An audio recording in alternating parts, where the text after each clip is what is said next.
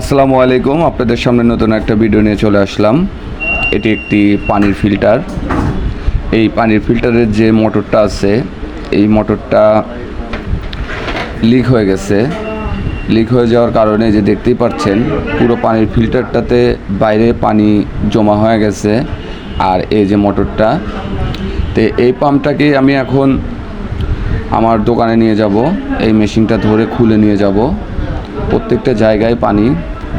আমি এখন এই ফিল্টারটা খুলে আমার দোকানে নিয়ে যাব। আমার দোকানে নিয়ে যেয়ে তারপরে আমি এই ফিল্টারটাকে খুলব। এখানে সব টুলস নাই দেখে এখানে খুলতে পারলাম না, আর মোটরটাও এখানে নাই।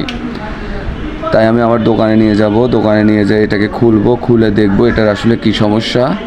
পরবর্তীতে আমি আপনাদেরকে দেখাবো যেটা আসলে লিক হয়েছে নাকি কোথাও ফেটে গেছে। দেখতে থাকুন কিভাবে আমি এই ফিল্টারটাকে মেরামত করি। ধন্যবাদ সবাইকে। আসসালামু আলাইকুম। দেখতে থাকুন।